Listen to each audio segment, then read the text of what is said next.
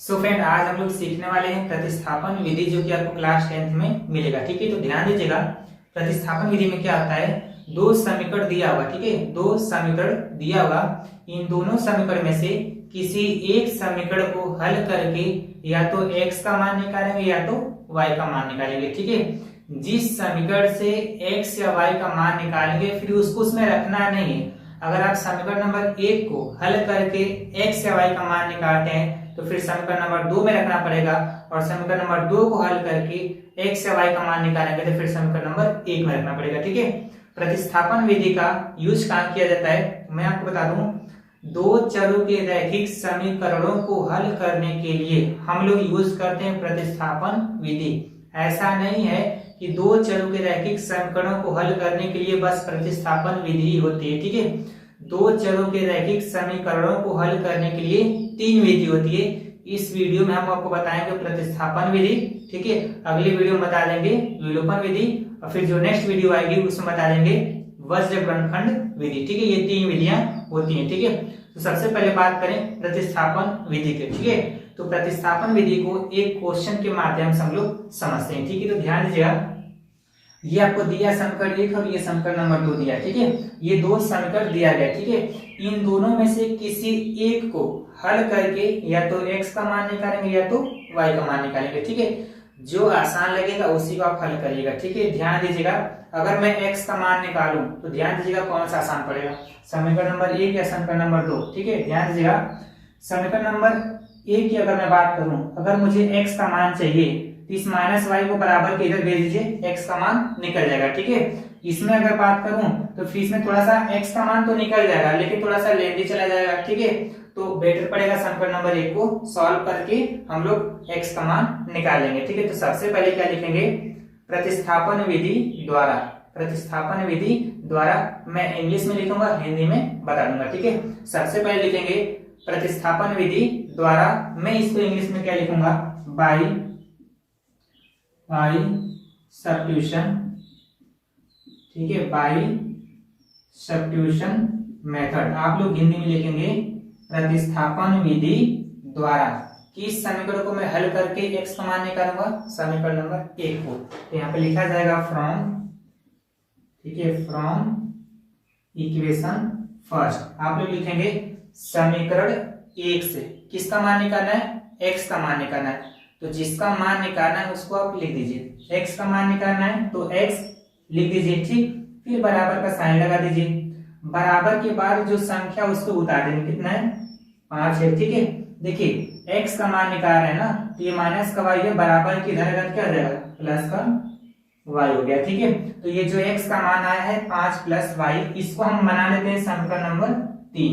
समीकरण नंबर 3 मैंने आपको क्या बताया, जिस समीकरण से x या y का मान निकालेंगे उसमें रखेंगे नहीं। ठीक है, मैंने पहले समीकरण से x का मान निकाला है तो किसमें रखना पड़ेगा, दूसरे में रखना पड़ेगा। ठीक है, तो यहाँ पे लिखेंगे अब पुट, ठीक है, पुट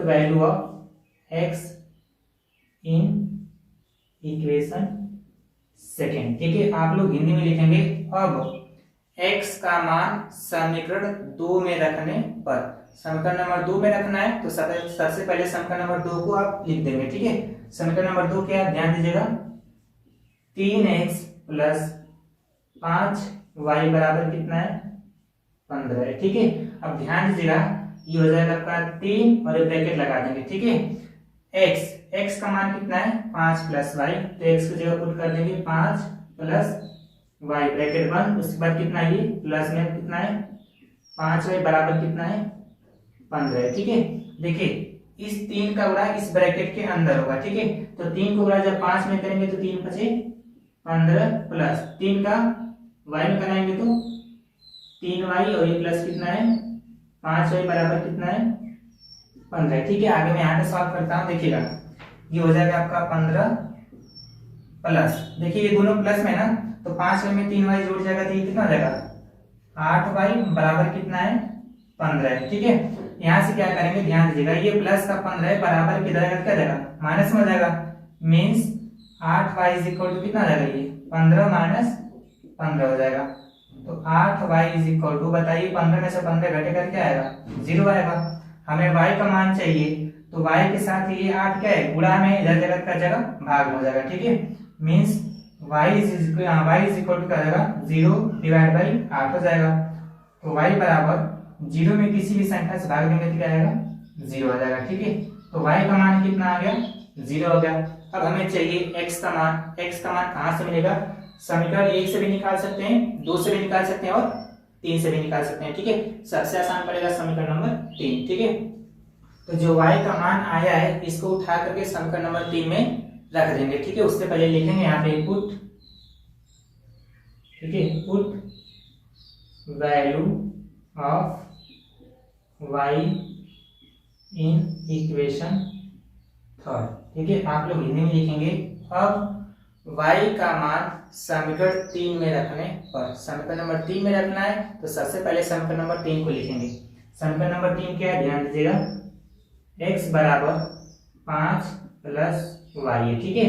तो x बराबर 5 प्लस y का मान कितना आया था, 0, देखिएगा यहाँ पे। तो ये हो जाएगा x बराबर 5 में 0 ऐड होगा नहीं, तो कितना हो जाएगा, 5 हो जाएगा, ठीक है। तो x का मान कितना आ गया, 5 आ गया, और y का मान कितना आ गया, 0 आ गया, ठीक है। तो आशा करते हैं आप लोग को समझ में आया होगा। एक क्वेश्चन और सॉल्व करते हैं, ठीक है। इस क्वेश्चन को भी हम लोग सॉल्व करके देख लेते हैं। अभी इसको रेस कर लेते हैं हम लोग, ठीक है, ध्यान दीजिएगा।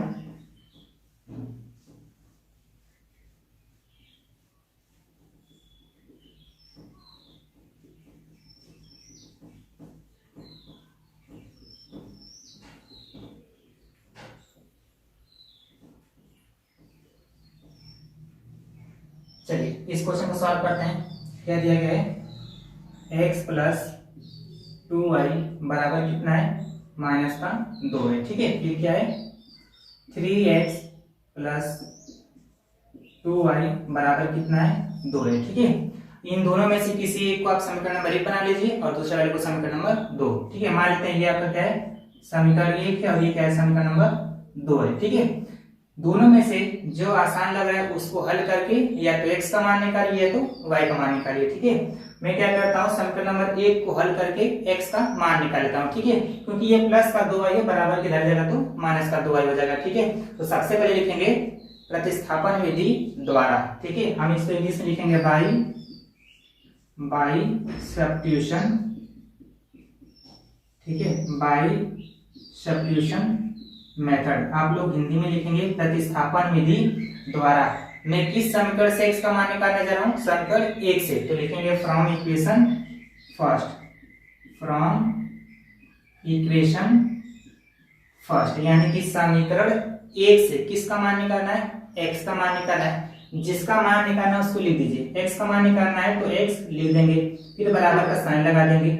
बराबर के बाद जो संख्या उसको उतार देंगे। बराबर पर कौन सी संख्या दिख रही है, -2, यहाँ पे उतार देंगे माइनस का 2, ठीक है। देखिए हमें x का मान निकालना है तो ये प्लस का 2y है, बराबर किधर आएगा, क्या जगह, माइनस में कितना हो जाएगा, ये 2y हो जाएगा, ठीक है। देखिए x का मान कितना आ गया, -2y। ये जो x का मान आया है इसको बना दीजिए समीकरण नंबर 3, समीकरण नंबर 3। ये जो मैं x का मान निकाल रहा हूँ किस समीकरण से निकाल रहा हूँ, पहले से किस में रखेंगे, दूसरे में, ठीक है। तो यहाँ पे लिखेंगे पुट, ठीक है, पुट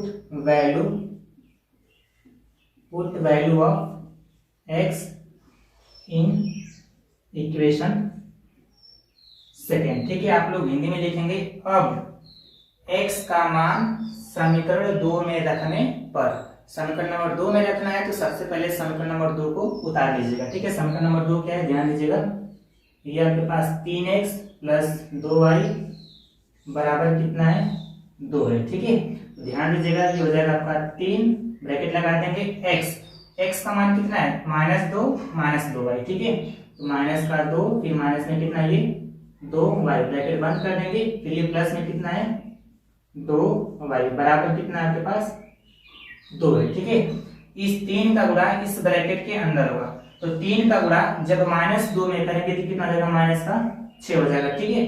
फिर ये माइनस है तो माइनस, 3 का गुणा 2y में कराएंगे तो कितना हो जाएगा, 6y, और ये प्लस में कितना है, 2y, और बराबर कितना आपके पास 2 है। ठीक है, आगे यहाँ पे सॉल्व कर लेते हैं, ध्यान दीजिएगा।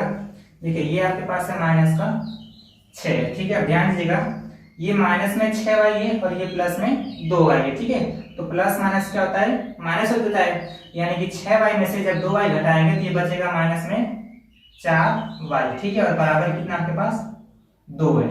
ठीक है, अब ध्यान दीजिएगा, ये माइनस का 6 बराबर के उधर जाएगा क्या जाएगा, प्लस का 6 हो जाएगा, यानी कि यहाँ पर बचेगा माइनस में 4y बराबर, ये 2 पहले से ही माइनस का 6 है, बराबर किधर क्या जाएगा, प्लस का 6 हो जाएगा। ठीक है, तो माइनस में 4y बराबर 6 और 2 कितना हो जाएगा, ये 8 हो जाएगा। हमें y का मान चाहिए, ये माइनस 4 गुणा में इधर जगह क्या जाएगा, भाग में हो जाएगा। ठीक है, यानी कि y बराबर हो जाएगा आपका -8/4। आप इसको भाग करेंगे तो y का मान कितना आएगा, -2 आएगा। ठीक है, y का मान कितना आ गया, -2 आ गया। अब हमें चाहिए x का मान, तो x का मान कहाँ से मिलेगा, समीकरण 1 से भी निकाल सकते हैं, 2 से भी निकाल सकते हैं और 3 से भी निकाल सकते हैं। ठीक है, तो जो y का मान आया है इसको मैं समीकरण नंबर 3 में रखने जा रहा हूँ। ठीक है, तो उससे पहले यहाँ पे लिखेंगे पुट, ठीक है, put value of y in equation third, यानी कि हिंदी में आप लोग लिखेंगे अब y का मान समीकरण 3 में रखने पर। तो सबसे पहले समीकरण नंबर 3 को लिखेंगे, क्या है, तो ध्यान दीजिएगा, x बराबर -2 फिर -2y। ठीक है, यही ना आपका समीकरण नंबर 3 है, ध्यान से देखिएगा। ठीक है, अब देखिए ये हो जाएगा x बराबर -2 और ये बीच का माइनस है और 2 गुणे y का मान कितना है, -2 है, जिसको ब्रैकेट के अंदर लिखेंगे -2 लिख देंगे। ठीक है, ये हो जाएगा x बराबर -2, देखिए ये माइनस और ये माइनस मिलकर क्या हो जाएगा, +2 का गुणा 2 में कराएंगे तो 4 हो जाएगा। ठीक है, तो x बराबर प्लस माइनस क्या हो जाएगा, माइनस हो जाएगा, 4 में से 2 घटेगा, कितना आ जाएगा, ये 2 हो जाएगा। ठीक है, तो x का मान कितना आ गया, 2 आ गया, और y का मान कितना था, -2 था। ठीक है, तो आई होप ये क्वेश्चन आप लिखिए। ठीक है, इस क्वेश्चन को आप लोग सॉल्व करिएगा। ठीक है, तो मिलते हैं नेक्स्ट वीडियो में। आई होप आप लोग को समझ में आ गया होगा।